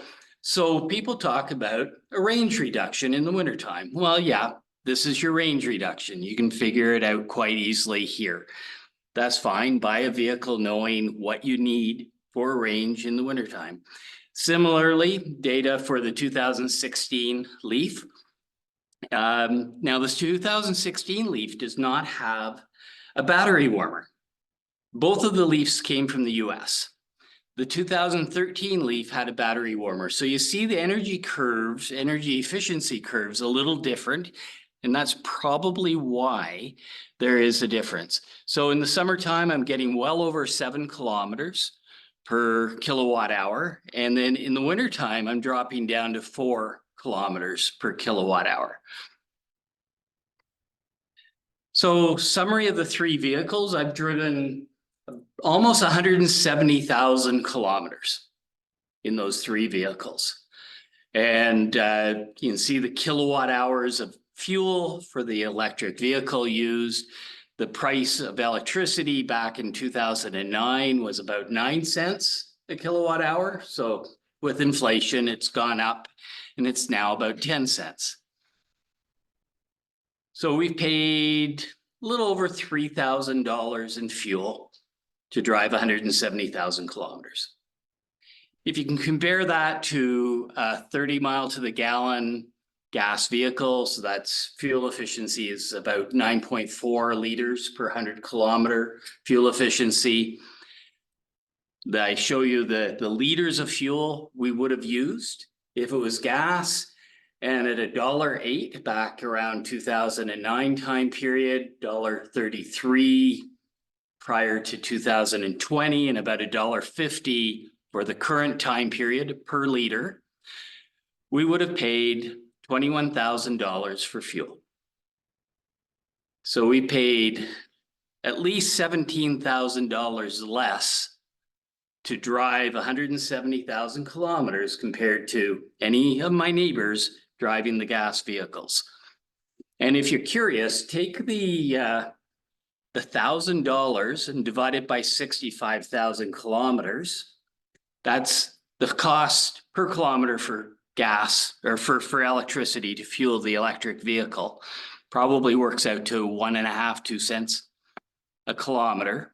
And take the $21,000 for gas vehicle and divide it by 170,000 kilometers, and you're over 10 cents. So we're talking about an 8 cents a kilometer savings. Now times it by the number of kilometers you drive in a year.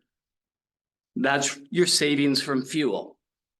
I've done one oil change. I did an oil change at 60,000 kilometers. I should do them about every 100,000 kilometers, and it's 1 liter of reducer fuel or fluid. So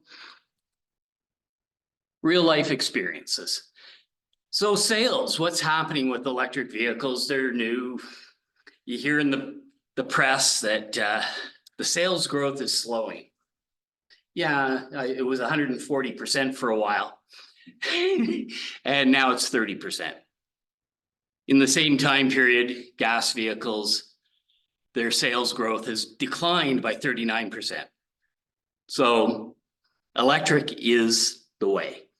About 9.5 million battery electric vehicles were produced and sold globally last year. That represents about 11%, 1 in 10 vehicles being electric globally. Plug-in hybrids on top of that, another 4 million. They're about 5% of the market share. So total about 16% globally. For the US, the blue is your battery electric sales. So it's in and around 9% for the third quarter of last year. And you can see from the blue, the trend has been a steady increase in sales of battery electric vehicles. So if we look from the Canadian StatsCan site, the sales, about 140,000 vehicles last year, new vehicle registrations in Canada were battery electric vehicles. We look at British Columbia, about 35,000, 16.6% of the sales last year were battery electric. So for British Columbia, if you add to that plug-in hybrids, you're now at 42,000 vehicles, 20% of sales. And then hybrid electric vehicles. These aren't hybrid. These are electric technology hybrid vehicles. We're at 62,000 vehicles, which is almost 30% of all vehicles sold in British Columbia were battery electric, plug-in hybrid, or hybrid electric vehicles. The trend is happening. It's happening quick and for great reason. So if you are about to buy a vehicle, buy a battery electric vehicle, or because the model variety isn't that great and you're still paying a little bit of a premium for them, and the technology is evolving and not quite standardized in a few places, lease the vehicle, and in 3 years, when the lease ends, buy a battery electric vehicle, somebody else is with your stranded asset. It's going to be really hard selling your gas or diesel vehicles. So if you want more information, join the Prince George Electric Vehicle Association. Except you saw those stats? Our association is not needed anymore. We're defunct. You know, it's happening. We're not going to motivate anything else to happen because it's happening. So we started, okay, ahead of myself. So there's a Facebook group. I'm a low-tech email guy. Mark Vajota runs our Facebook. You can join it. You can follow Mark Vajota. He's known as the Tesla Prince. He's Prince George-based Tesla owner. We have transitioned to the energy transition group, and we're looking at the broader spectrum of what's going on in the energy transition world. So you can meet us second Tuesday of the month. So once a month, room 158, which is across the hall and closer to the parking lot that direction. And you see similar information. Well, we had a presentation by BC Hydro in February. Our group started in January. So we're brand new, and BC Hydro's presentation was really interesting. It gains similar information. Prince George, the transportation is more concentrated, so we're over 50% here, but provincially transportation is about 30%. And, or maybe those aren't percents. It might work out with the percents. I just threw it up here, sorry. 27.7 megatons. And then industry and buildings. So transportation, as we transition to electric vehicles, we're going to meet a lot of our greenhouse gas emission objectives easily. And we're going to save money. Might even be deflation if your cost of fuel and operating a car becomes a lot less expensive. Then you're gonna save money as you start heating your home more efficiently. And goods and stuff will cost less to get it to you in Prince George. So right now, about 19% of the energy used in British Columbia is in the form of electricity. That means about 81% is what I call carbon-based fuels. BC Hydro likes to break it out and say biomass, 11% is a little better than fossil fuels, might be a little better. So what will this transition look like? How much more electricity are we going to have to produce in order to switch that 81% carbon-based fuels to electricity or something cleaner? So BC Hydro provided a little bit of perspective there. They've done some projections. How quickly is this transition going to happen? And their fastest projection shows we're going to almost double the needs for electricity in about 20 years. So interesting things to consider, and that's what our energy transition group tries to get at, tries to get experts to come out and tell us what's what. So feel free to email me to get onto my email list and available for questions. Thank you.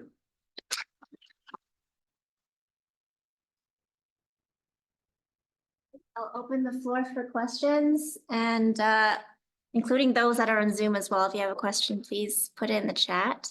And don't forget, there's David on the panel as well. Stop sharing.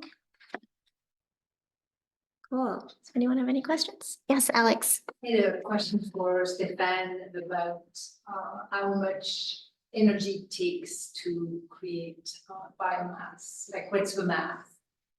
Because it's never neutral, right? Like it sounds like it would be a quite high energy process. It's not neutral, you're absolutely correct, but it's actually not that much energy that we take. So we use a little bit of electricity, a little bit of natural gas currently to do the conversion. But the amount of energy that we consume compared to some of our neighbors, for example, is very small. And one of the goals for us, as I've mentioned, is for us to continue reducing our carbon intensity. Clearly, the electricity that we're using, given that we're in BC, is very low carbon intensity. And in terms of the natural gas that we use, we actually have some visions as to how to eliminate that as well, so that we wouldn't be using natural gas. And so the rest of the energy all comes from recycling energy that we have on site from some of our process. Yes, a question from Stephen. Yeah, so first of all, thanks to all the panelists. This was an awesome session. I really enjoyed it. This is for Rob. So I couldn't agree with you more about the importance of a social movement. A lot of what we're seeing around the energy transition, around the things that we're trying to accomplish, has to do with convincing groups of people to go along with things. And just to drive home that point, when the Northern Medical Program started, there was nobody whose job security depended on denying healthcare to Northern BC people, right? There was no entrenched group that was opposed to doing that. That's not the case with the energy transition, right? We've got a premier in the neighboring province who has staked her political future on preventing us from doing what we want to do. And so I'm just wondering if you have ideas about what we can do about the just transition aspect, the job security, as well as the entrenched industries, the fossil fuel industries that are trying to oppose what we're doing. God, that's a question and a half. I would say, in the case of the establishment of UNBC, so looking at those two examples, first of all, I would say there was entrenched positions in opposition to that. So I do think, and I didn't really think about that before, but I think that's a really good point. That there is a certain amount of overcoming inertia from elsewhere as part of the exercise. I think you're right.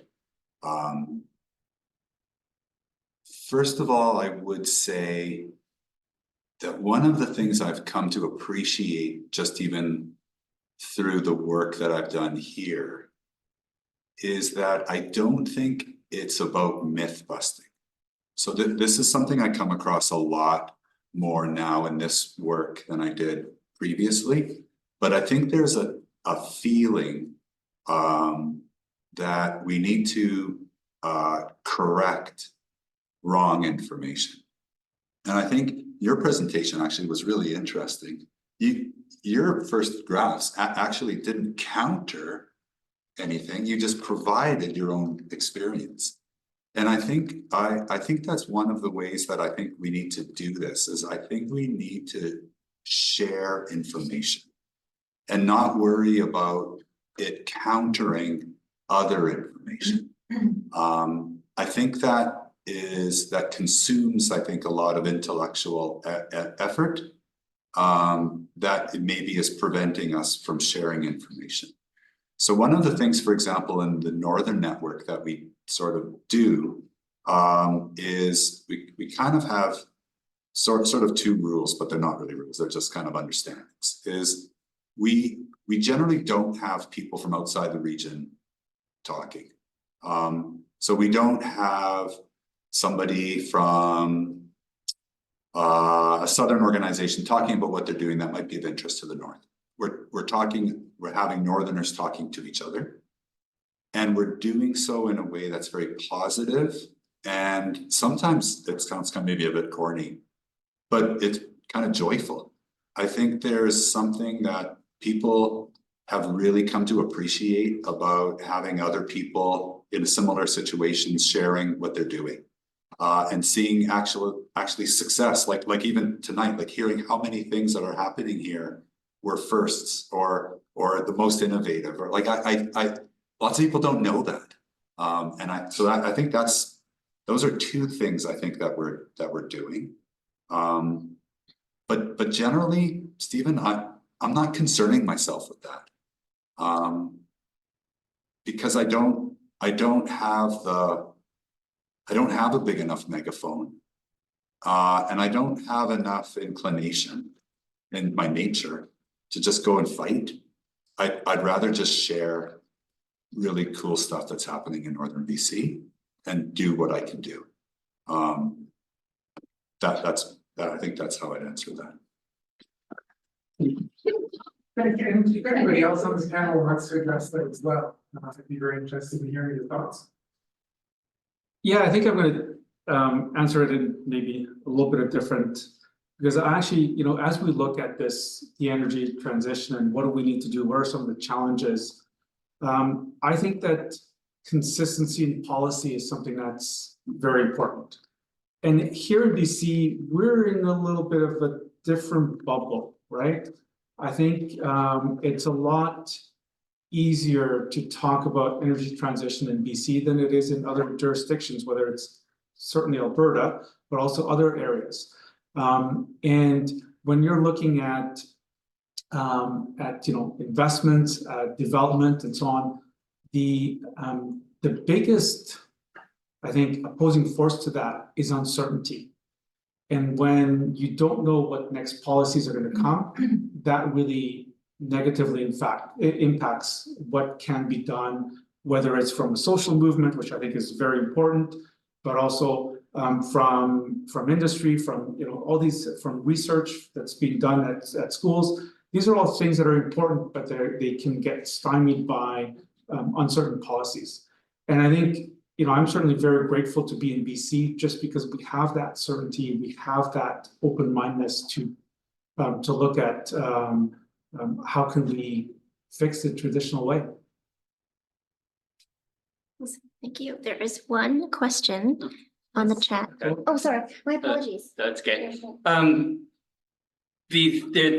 When it comes to these changes, there's a lot of ideology where people, for a lot of reasons, don't want to make the change, don't want to accept that there might be better ways of doing things. And I think you just have to go with the facts and show what the advantages are, show what you gain from doing the transition, and more people will do it. Alberta, it's strange that they're fighting the electric transition because it's going to be it's going to be an economic heyday for them. They got an an economic boom coming. There's a company, E3, who's using an osmosis process to extract lithium out of the industrial brine from the bottom of all the spent oil and gas wells. So you got a dead industry propping up another industry, and it might be the most economic lithium available. Alberta might be the lithium battery capital of the world if it were to pursue the opportunity. So they need to go into it with their eyes open for opportunities, and I think they might decide differently. Thank you, Doug. Sahil or David, do you want to answer that question? Stephen? I just to basically echo what Rob said earlier. I think in a lot of these kind of conversations, it's always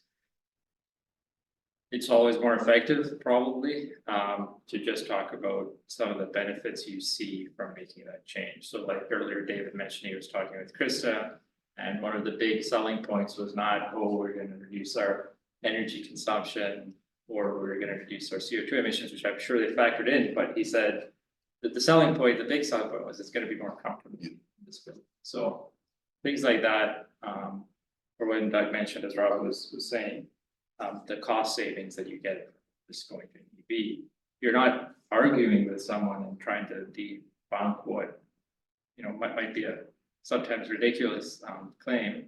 You're just saying, here's the evidence of, you know, how much I'm saving, how much more comfortable I am in this building.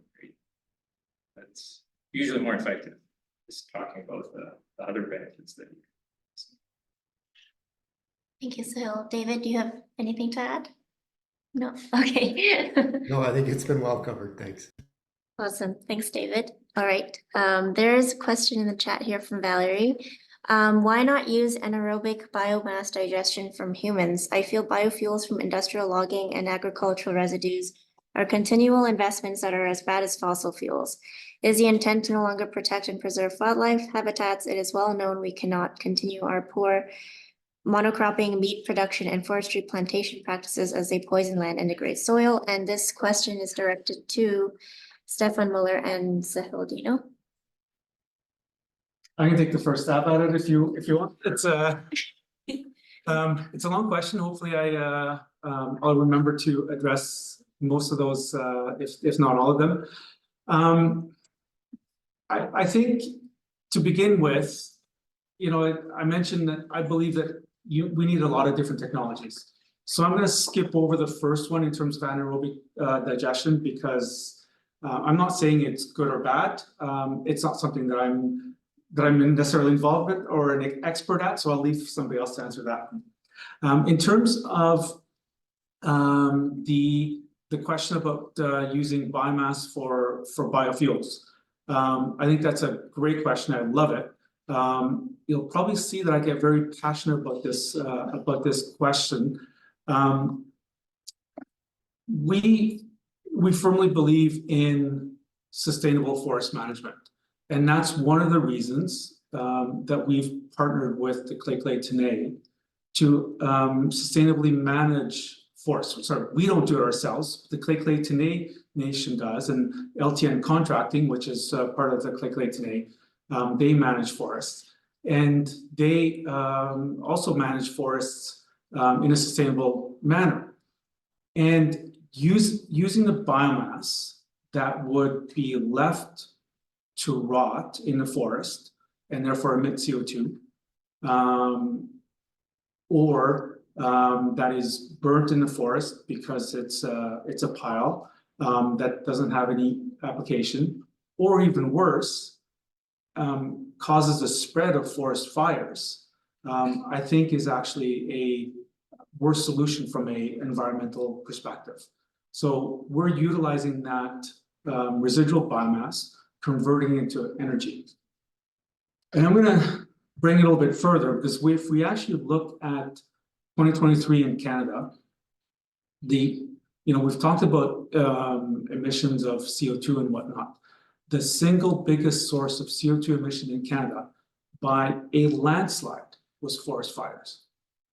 And I believe, hopefully you're not gonna, this is recorded, so this is a bad thing to say, but I believe that it was by late June, in terms of CO2 from forest fires, Canada had emitted more CO2 from the forest fires than the entire world in a year for CO2 emissions.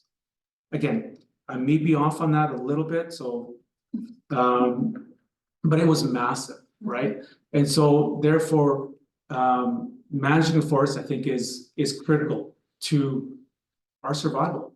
And I'm not trying to be dramatic or anything, but I think that's true. It's critical. And so I think that utilizing that residual material, whether it's from forests or from agricultural material, doesn't actually contradict protecting wildlife, protecting the ecosystem, or anything like that. Thank you, Stefan. That'd be my answer to that. Thank you. I have actually seen that graph. you're Yeah, talking about. that's crazy. If you could pile all the emissions from the different sources, and they're huge, but they're little tiny nubs, and then you have these towers, which is just the forest fire emissions. I think it always depends on context. If you were to go out and directly log trees to turn into pellets to then ship across the world directly, might be referring to some things that are actually happening. That's a tough, thing to defend, but it is being done, and that's a, hard to argue that might not necessarily be carbon neutral. Whereas if, as Stefan was saying, you can, source your material as waste material that otherwise would have no other use than to decay and emit that, or be burnt, which is often the case, and emit those emissions directly without any value gain, that doesn't make a lot of sense either. I think it comes down to, especially for us, so in our specific context, we get hog fuel from Lakeland Mills, which is a Sinclair Group sawmill, and they, if you look up, they are their sourcing of wood is supposed to meet certain certifications, Sustainable Forestry Initiative and such, and it's at that point it's down to jurisdictions to also enforce and make sure that this is all being done in a sensible carbon neutral way in terms and managing the forests in a way that we're not over consuming, but we still need wood to construct things. It is definitely more or less carbon intensive than, for example, building with steel or with concrete. Of course, there might be other materials that are better suited and less carbon intensive than wood, but for the most part, wood is, it locks the carbon into the building. You're not building something out of steel and concrete, so for the most part, it usually has less embodied carbon in the building when you build it. So you're gonna want to source that wood, and then in the process of turning your logs into processed wood into usable products, you're gonna have some waste. And if you can find a value stream where for that waste where you can use it and not just let it go to waste, then I think it makes sense. Now, and again, it depends on context. If the hog fuel from Lakeland Mills was again being shipped across the world, it would not make a whole lot of sense. So I think that comes into play. But of course, all the things that were mentioned there are still important. Us using biomass as a way of decarbonizing through that method when it makes sense in whatever context it's being done, like Stefan was saying with sustainable aviation fuel, maybe there's nothing right now for aviation that makes more sense, then I think it's worth doing. But obviously everything should be done in moderation and with the whole balance being taken into account. The example that we were mentioning earlier, things being sent across the world and everything, you know, a lot of that also depends on government subsidies and things like that to make it financially work. That's another thing that you have to make work, is the business case. And so there are definitely lots of cases where things are being done that are not necessarily great for the environment, for sure. I think that the person who asked the question is kind of pointing to that. So thank you, Sahil. It is 7:31, so I think we'll wrap it up. Can I ask a question Yes, for sure you can. from Sahil's presentation? Yeah. You were showing the blue bars and the orange line. And so the orange line was cost of energy? No, sorry, the orange line was the total expenses of the university, including. Oh, total expenses everything. of the university, Yeah. okay. So And that's, yeah, it was, I don't remember the. so you were showing how it was As a percentage, decreasing, yeah. okay. Also interesting that our adjusted for inflation, our costs have been pretty steady. That's a bonus stuff for you. But it was more to show that, you know, utilities as a percentage of the total costs for the university are declining. But Do you include the payment to Lakeland for the fuel to be a utility? yeah.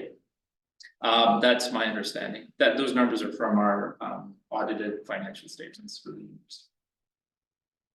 It would be interesting to see that graph broken out with a payment that goes outside of the region versus a payment that stays within the region as well.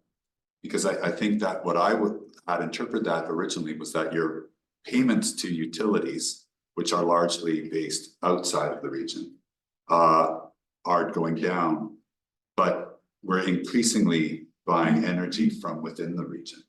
Well, since 2011, that would have been the case, yeah. We've offset whatever the natural gas we were buying before, 70% of it, the local output. Awesome. Can I ask one more quick question for Stefan? Yes, sure. It's about the scale of the operation at this plant. I didn't get a sense, are you going to be making enough fuel there for a fleet of airplanes, or is it just like enough for a few local cars? How big an operation is this?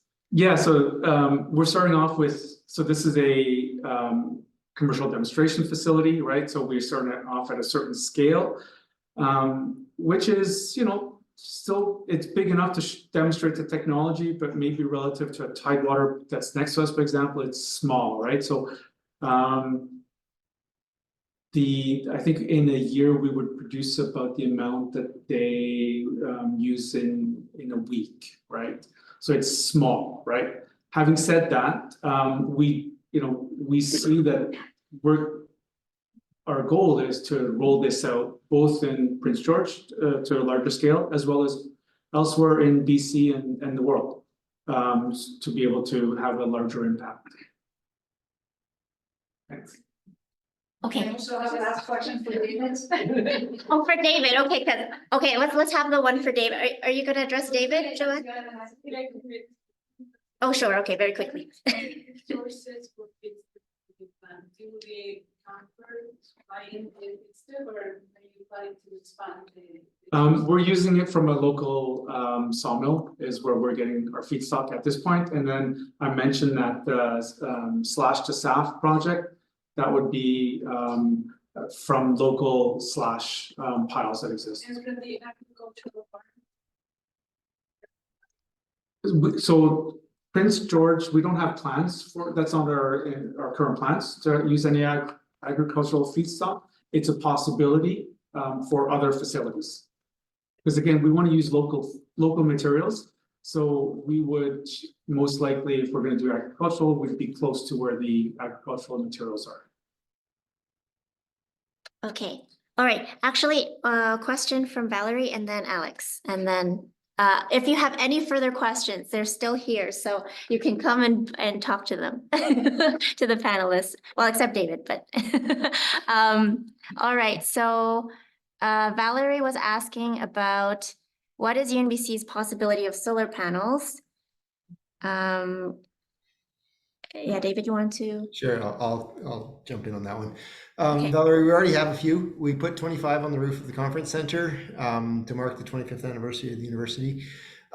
We continue to look at the cost of solar and the opportunity for putting some up on a larger scale. Like really 25 panels, that's a novelty. That's not really changing our energy mix by a whole lot. But we'll continue to look at it as we put up new buildings and things like that, both for their orientation to be suitable for solar and also just where the costing and pricing is at of the panels when we get around to building the buildings. Thanks, David. Hope that answered your question, Valerie. And I put solar, or had a company put solar on the south face of a new shop we just built this summer. So I can now drive with 12 panels, 35,000 kilometers a year for the next 40, 50 years in my electric vehicle.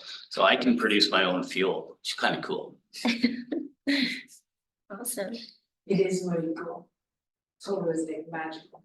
And actually, it was part of my question, David. So first, very impressed by the retrofit, and I also would like a tour at some point.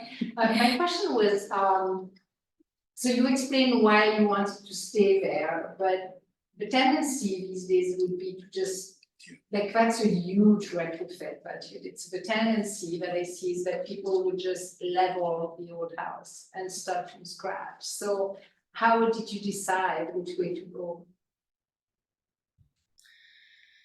Yeah, and actually every time I talked to a builder, the first thing they told me was you should just level it and start over, it'd be easier. And the answer that I have now is, yeah, easier for you as the builder, but not easier for me as the owner, and not necessarily cheaper. First of all, the whole building would end up in landfill, so you end up paying for that. And we didn't really want to do that. The other thing with our build is because we kept most of the basement and over half of the main floor without actually changing it at all. That's what made the economics of rebuilding, or not rebuilding, but adding on rather than tearing it down and rebuilding. That's what made those economics work. Often what happens with a project like this is you think, well, I'm just going to add on to the side and then I'll wrap the envelope and that'll be it. Oh, but while I'm at it, I'm going to move the kitchen and I don't like my bathroom where it is. And you make a couple other changes like that. And before you know it, you've ripped out all the drywall and 2/3 of the studs. And at that point, you might have been better off stripping it down to the concrete and starting over. For us, most of the building we were comfortable with and we liked the way it is. And so we wanted to keep it like that. The other thing is we've lived there for 17 years. I've gotten fairly familiar with the building, maybe too familiar with the building. And I was confident that we could make it work with what we had. Also, because it was me doing it myself, I could map out where all my ducting and all that was going to go. And I knew the building well enough that I could make it work. Oftentimes, if you're hiring a designer to do that, they don't have the time to go through and do that level of planning to figure out where it would all end up. So I hope that answers the question, but it gives a little bit more insight into how we made that decision. Oh, and the one builder that I did use, James Lambert. He was the first one that said, wow, this sounds like an interesting project. Let's get going. And so we ran with that. Again, with Rob's message, but we'll stick to positive.